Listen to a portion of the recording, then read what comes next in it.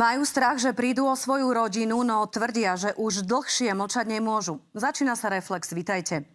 Oslovili nás viacerí členovia Jehovových svedkov, ktorí sa po rokoch rozhodli zo spoločenstva odísť. Tvrdia však, že to nie je jednoduché. Ak tak urobia, riskujú stratu svojich blízkych. Hroziacu sociálnu izoláciu prirovnávajú k smrti. Spoločenstvo Jehovových svedkov nútený zákaz kontaktu s odídencami popiera. Videá, ktoré sme získali, však hovoria niečo iné. Dobrý deň. Môžem sa pozrieť? Pred 3 mesiacmi nás oslovil muž, ktorý vyrastal v rodine Jehovových svedkov. Hovoril o zákaze transfúzií, čakaní na koniec sveta, ale najmä o sociálnej izolácii. Máme výborné spoločenstvo, vyučovanie, máme kopec informácií. Veľmi často sa zdôrazňuje a pripomína, že ten vonkajší svet je pod vplyvom v podstate diabla. Ľudia, ktorí nie sú v tej organizácii, nemajú to Božie vedenie, môžu mať zlý duchovný a morálny vplyv. Keďže som nemala nenávisť k tomu, čo je zlé, nevidela som nič zlé na svojich rozhodnutiach. Napokon som bola vylúčená. Moja rodina bola zdrvená. Mladý muž tvrdil, že zo spoločenstva chce odísť, ale nie je to ľahké. By som tým vystavil mojich rodičov veľmi veľkému psychickému nátlaku. Majú takú náuku, že exkomunikovaní členovia sú ako keby izolovaní od tej komunity, že nikto z tej komunity sa nemôže kontaktovať, ani rozprávať, ani v podstate zdraviť vylúčených členov.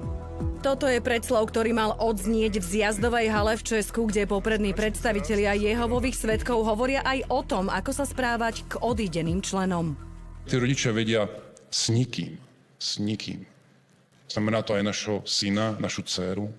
Znamená to aj rodičov, znamená to aj súrodencov, aj blízkeho priateľa. Biblia hovorí s nikým. To je forma smrti, hej, že keď človeka fakt izolujú od sociálnych väzieb, my sme proste sociálne bytosti, my to potrebujeme a to má na človeka strašne zlý dopad, keď všetci jeho blízky, jeho rodina zrazu ho od neho úplne odrežu, že ten človek zostane úplne sám. Keď je niekto vylúčený alebo sa rozhodne odísť od Jehovových svedkov, jeho bývalí spoluveriaci sa môžu na základe svojho svedomia rozhodnúť, že s ním obmedzia alebo ukončia kontakt. Takáto osoba nie je zavrhnutá alebo považovaná za odpadlíka, ako niektorí tvrdia. Po odvysielaní tejto reportáže sa ozvali ďalší členovia Jehovových svedkov, ktorí chceli hovoriť. Prípad sa dostal aj na Ministerstvo kultúry. Áno, môžem potvrdiť, že po odvysielanej reportáži sme dostali viaceré podnety, ktoré vlastne reagovali na to, čo bolo odvysielané. Ja by som ich rozdelil na kritické a na podporné. Tie kritické smerom ku komunite potvrdzovali to, čo bolo v tej reportáži odvysielané ohľadne sociálnej izolácie. Som rodič, napríklad mám dieťa, ktoré som vychovával v rámci tejto organizácie a sám do svojej skúsenosti viem, že tým spôsobom môjho prístupu k tomu dieťaťu som mu veľakrát ubližoval. Človek nepozerá ďaleko teraz, že nejaký dôchodok, čo moje deti, pretože všetko vidí krátkodobo a očakáva každou chvíľou nejaký koniec. Keď niekto dal dieťa na krúžok, tak sa už z tej komunity na ňo pozerali, takže ty dávaš na krúžok dieťa, prečo to robíš, alebo na hudobný nástroj nejaký. A často použijú ten príklad, veď sa nepôjdete si hľadať prácu do podniku, o ktorom viete, že skrachuje. Ako to vnímate vy ako rodič teraz odstupom času? Poškodilo ich to tým, že stratili vlastnú identitu a tá vnútorná bolesť jednoducho, že už len to, keď si človek predstaví, že keby som bol dieťa a teraz ja viem, že ten rodič sa mi vyhráža, že keď ty nebudeš chodiť s nami na tento futbalový zápas, nebudeš s nami bývať. Budem musieť odísť z domu, keďže nechcem zmeniť svoj spôsob života. Povedal, že mám zlý vplyv na mladšieho brata a sestru. Dieťa si spája ten dobrý vzťah s rodičom s tým, že musím dostať v tejto organizácii. Čož je podľa mňa pre vývoj mladého človeka veľmi zlé. Nestýkajte sa s nikým. A to je ťažké. To je ťažké práve v tej situácii, keď je niekto blízky. Možno rodič, možno dieťa. Vy ste sa rozprávali už teraz asi v takom inom štádiu, keď ste s deťmi? Som vďačný za to, že som dožil toho, že som sa im mohol ospravedlniť. Opäť sme oslovili Jehovových svedkov. Pýtali sme sa, prečo vo svojich stanoviskách tvrdia, že svedkom nezakazujú stretávať sa s odídenými členmi. Ale vo videách, ktoré máme k dispozícii, sa hovorí opak. Zdanlivý rozpor medzi našim písomným stanoviskom a videom sa dá vysvetliť. V rámci náboženskej vierovky a postupov Jehovoví svedkovia učia, že Biblia nabáda obmedziť alebo prerušiť kontakt s jednotlivcami, ktorí boli vylúčení alebo sa vzdali svojej viery. Jednotliví veriaci sa však na základe svojho svedomia sami rozhodujú, ako uplatnia toto biblické učenie.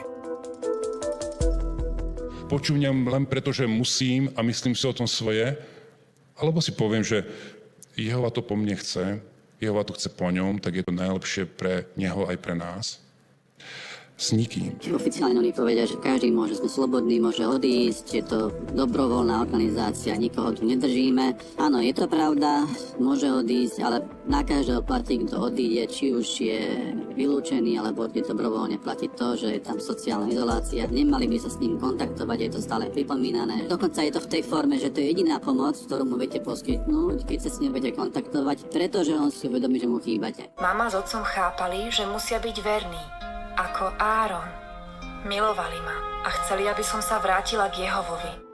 Viacerými podnetmi o Jehovových svedkov sa aktuálne zaoberá aj Ministerstvo kultúry.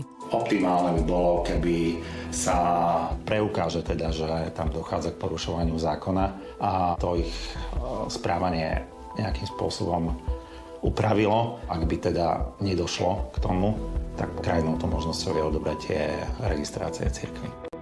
Jehovovi svedkovia vo svojom vyjadrení opakovane tvrdia, že všetko je v súlade so zákonom a poukazujú na množstvo súdov. Jehovovi ide o to, aby v prvom rade bolo ochránené jeho čisté sveté meno. Po druhé, aby bola ochránená čistota zboru. A až po tretie, aby sa pomohlo tomu previnilcovi. Čomu vy teraz veríte? Verím Boha, ale stratil som dôveru človeka. Boh je natoľko autonómny, mocný, že ak niečo chce, tak si to vyrieši a nepotrebuje tu niekoho, kto by bol jeho zástupcom.